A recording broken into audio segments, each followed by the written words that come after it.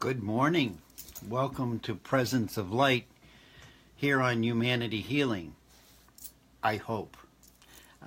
It's Charlie Riverman. I have no internet, so I'm operating from my phone, and hopefully the show will go well.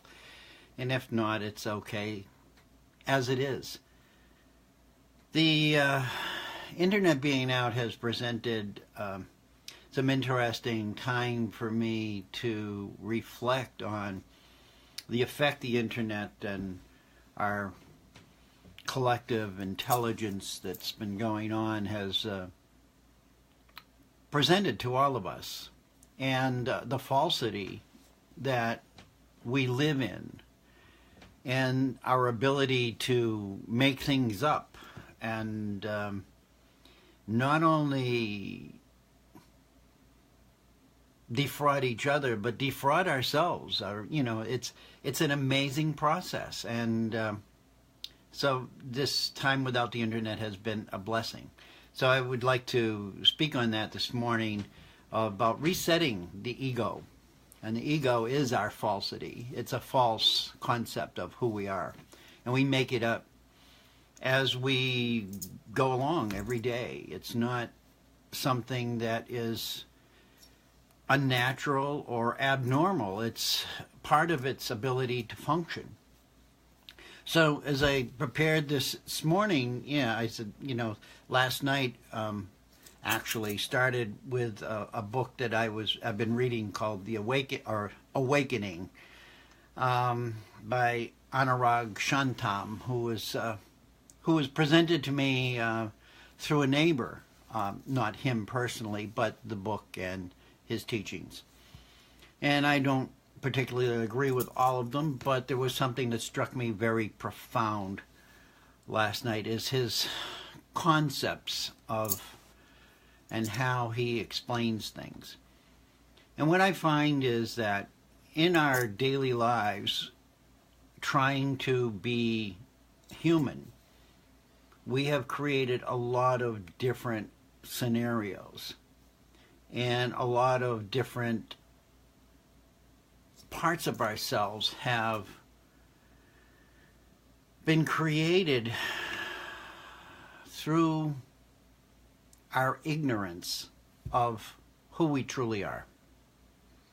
And it doesn't mean that we haven't been taught in 1,000 different ways. All of the great teachings, the wisdom keepers who have shared with us, the religions that have shared, the philosophers, the teachers, and the gurus, all have been presenting ways for us to see our way out of this illusion. And yet we keep falling deeper and deeper into it, and seemingly willingly, as with the internet. The internet is just a false mind. It's a reflection. It's just a mirror of what our conscious mind really is. It's a collector of information. And just as on the internet, what happens with that information, it gets distorted, it gets presented as reality, and so too in our own minds, this is what we do. We present the information that we've received as truth, and we actually make ourselves believe it. And it's a strange process, especially now as I see the world moving into artificial intelligence, and I see that the internet is the feeding source of that intelligence. So we're going to have an intelligence that is going to be touted as the be-all and grand poobah of wisdom, and it's going to be collected from all of this that we've been presenting on the internet. And a lot of it is just crap, just pure crap. And I'm going to say that. I find that the viewpoints that the ego presents us, for the most part, are disruptive. And it's hard for any of us to really get a good grip on the sense of who we truly are as divine God beings. And many of us don't believe that at all. We believe that some greater power created us and we're just little things that this God moves around on a chessboard or whatever. And we have some connection, but it's only in worship, and we should only worship this as something outside of us. I don't believe that that is the truth. And many of you who are watching this don't believe that's the truth. Because there's a deeper part of all of us that has this inescapable presence that can't be denied.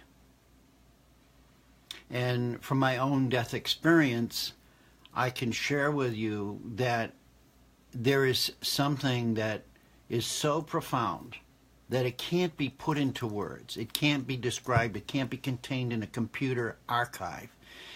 And it can't be manufactured by artificial intelligence. It's impossible.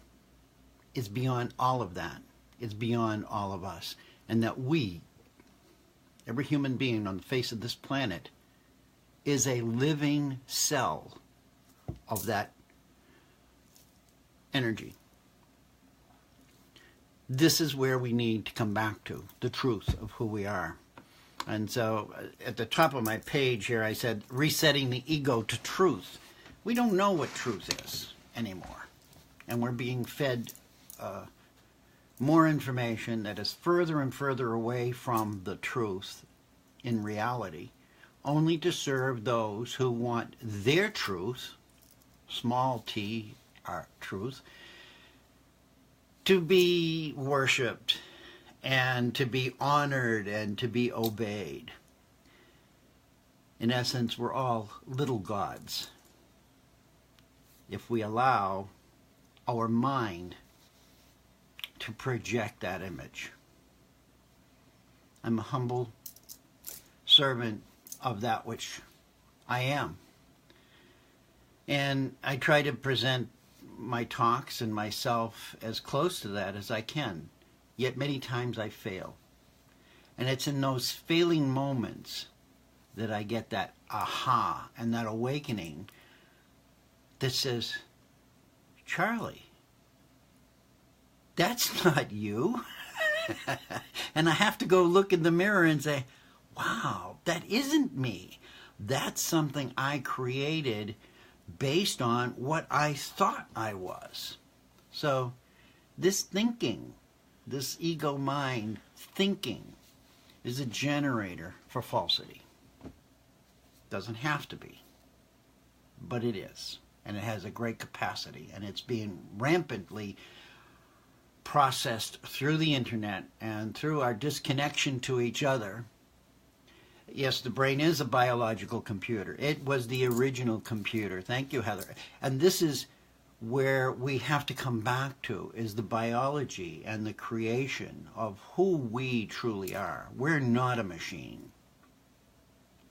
And we're not a computer. And we're not artificial intelligence.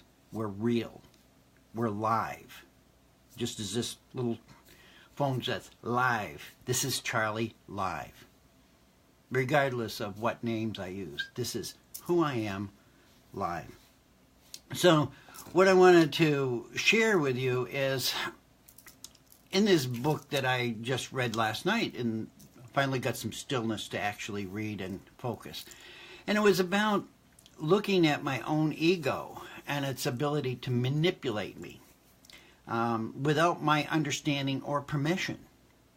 I didn't give it permission to do this. It just does this. And it does that in all of us. And that we can only come back to a centered stillness in order to find out that it's actually running constantly in the background. And that we, as the sovereign beings we are, have the ability to unplug. Just like the internet, no internet today, I'm unplugged. So too can I unplug, and so too can you unplug from this internet here. Because it's being bombarded with information, and it's making choices based on information that falsely represent what life is. And we have human beings in this world now who are so enamored with themselves. They are so egocentric. And they are so fascinated with playing God that they are manipulating gene codes, they're manipulating the food, they're manipulating everything. And at the same time, they're destroying everything that was naturally created to be perfectly sustainable for our physical bodies and our spiritual beingness. With that said, here we are. And each one of us have that opportunity right now to relearn who we truly are. That we are something far beyond the power of those who falsely promote their power to control us. I didn't think I was going to go that far with this, but that's okay. That's where I'm at.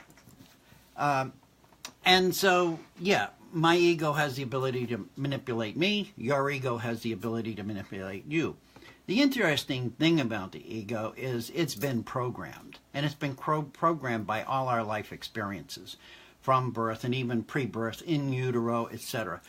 All of those are energy impulses that the computer, the brain, takes in and puts in different categories, just like we do on our computers. We put them in a different file folder, and the whole process is very similar.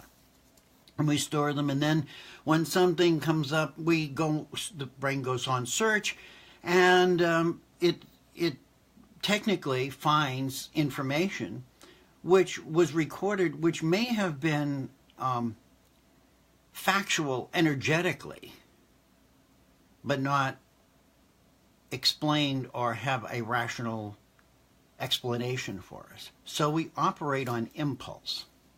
And every time we operate on an impulse, we're actually co-creating a false identity of who we are. And in that false identity, I'm not trying to judge it as right or wrong. In that false identity, we actually confirm and write this little story in ourselves about who and what we are and how we should or should not react to certain things.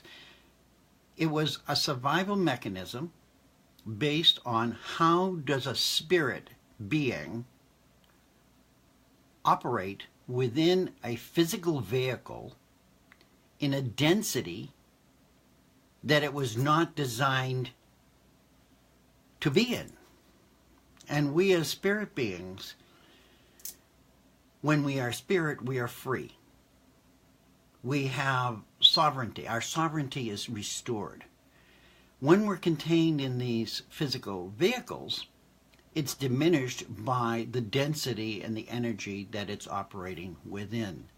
This is the life experience that we each come into to experience in order to see ourselves and experience ourselves as something other than this grand being, this grand creator that we are.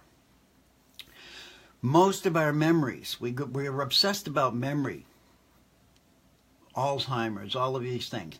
I lost most of my memory 20 years ago when my head was smashed on the street. And I wake up and I say, many times as it bothers me, I say thank you. Because I'm not run by it anymore. Yes, it's frustrating. And I can't recall a lot of things, including what I'm trying to tell you. And I have to operate from a different perspective of who I am. And that's the spirit. And the spirit is all about trust. And so what I want to talk about is what this gentleman, if I can find his name, Anurag Shantam, expressed in his book, The Awakening, was principles of trust, love, soul, God, and all of these things. And I found them quite beautiful and quite pertinent, is the fact that here we are, and we've become so detached and created so many false images of what trust is, of what love is, of what truth is. And by the same token, we've disguised and talked about spirit, soul, and God, and created all of these stories, which align and yet misalign. And so we've been led to create for ourselves this confusion. And we've done very well at creating an inner confusion and an outer expression of that confusion. And it's all because we have listened to the falsity of who we are rather than the truth of who we are. And as divine beings in a density of shadows, we are still able to express the light that we are rather than the shadows. There was a little book I opened and it says, "Be calm, be steadfast. When you try to do things and they will not go the way you want, leave them alone. Do not try to force things the way you would like them to go. Just leave them alone. Do your best to obey the law of love, and you will be surprised at how circumstances will work out far better than if you had your own way. Let God have his way,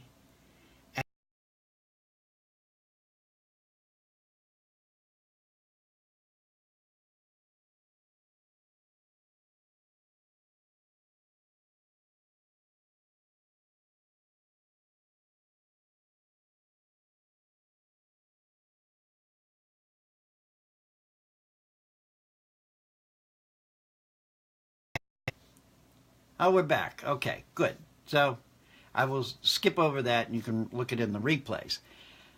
So there were three messages. The essence of spirit is trust. The essence of soul is love. The essence of God is truth. And these were three principles that this gentleman brought up. And how when we divert from those principles, we create a false identity of who we are. And so what I realized is that the fear is the opposite of trust. So it's the opposite of spirit. When we're in fear, we're not operating from spirit. When we're in pain, pain is the opposite of love. So when we're accepting pain and being in pain, it's really a signal that we are not fully embracing who we are as love. And when we're angry, angry is the opposite of truth. Because in that moment, part of us knows the truth and we know we're not being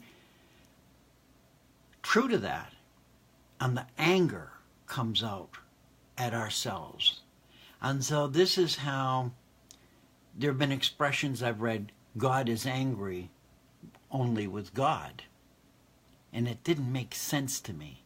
But we, as the emanation of God, when we're not in our truth, it brings up anger. And that anger has been played on throughout the history of humanity, and that fear has been played on, and love has been adulterated to a trickle of what it truly is by this ego mind that has collected all of this information and rewritten it in order for its ego self to bow down and worship itself. So what happens, Lisa says, I don't know what to believe sometimes. Many of us don't know what to believe at this point in time. And this is the falsity. And the only place we can find that truth is within ourselves. And know that when we're angry, what's being shown to us is that truth is not being served. When we're in pain, what we're seeing and feeling is that love is not being served. When we become fearful, trust is not being served. And this is a Trinity aspect of that which we call God, is love, trust, and truth. In essence, it's really simple. In practice, it's difficult because we're continually being bombarded by our own mind and what it's receiving from outside of ourselves. And so that message about being calm and steadfast and leaving things alone is really an important message for all of us. It's to bring about a deepening resonance within our own physical embodiment on all levels. Not just the mind, not just stilling the mind, calming the heart, calming the breath, sending your energy, allowing it to flow through all your chakras freely and flow. And we know when it isn't. We know that pain in the shoulder is, and we know that pain in the kidney. That's the pain. Love is not being served. On some level, love is not being served. And it's our responsibility not to focus on the pain, but to focus on the love. When we're afraid to make a decision or we get hit with fear, it isn't about what's happening outside of us. It's a signal to ourselves that say, I do not trust myself. It isn't the other person. They are only the mirror that's reflecting to us why I should not trust that person. And most of the time it's because I can be that person. And maybe I am that person, and maybe I don't want to see that in myself. Maybe I don't want to accept that. Maybe I want to run this little program that says, Charlie, this is who you are. Not from my heart, the mind of my heart that says, this is who you are, Charlie. So it's about realigning and realigning with our highest self, that all change is going to occur from. And in the end result, there will be a great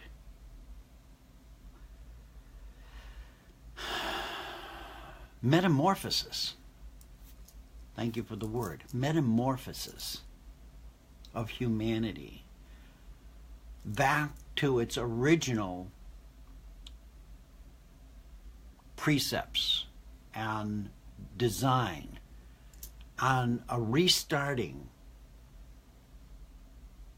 a recalibration, realigning with that who we truly are. And it can only come by our willingness. Thank you. Yes, as long as we're willing to become aware. Thank you. You're saying the same thing I'm saying, and this is you're here. All of you know this on some level. It's our willingness to let go of all of these constructs that we grabbed onto and don't know how to separate from or get rid of or nullify or however you do that. And part of it is just to become the mind in the heart rather than the mind in the skull. And that within this heart chakra, when we sit in this heart chakra, be still. Be still and know that you are God. It sounds ridiculous. It sounds haughty. It sounds,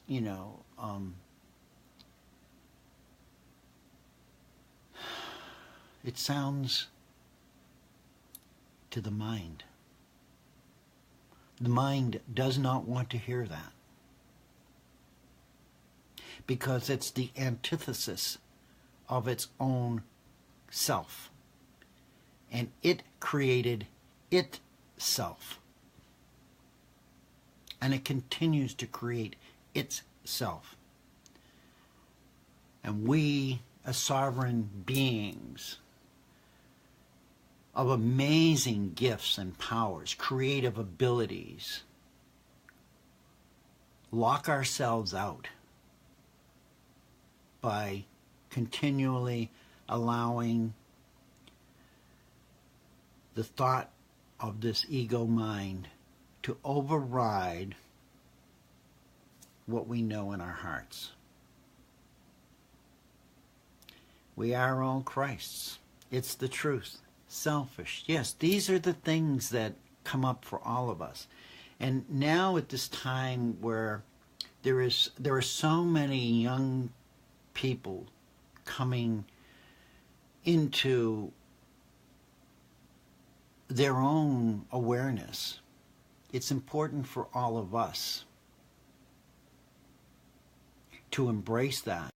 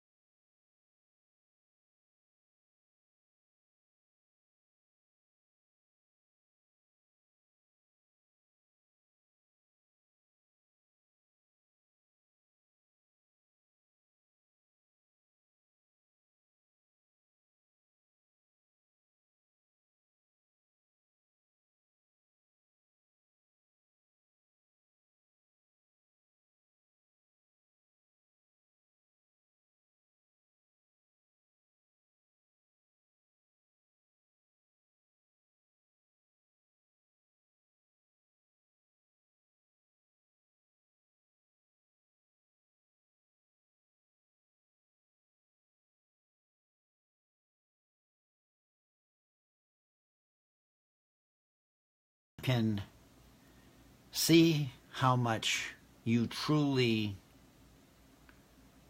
are amazing. And so I close by asking you to just take a deep breath.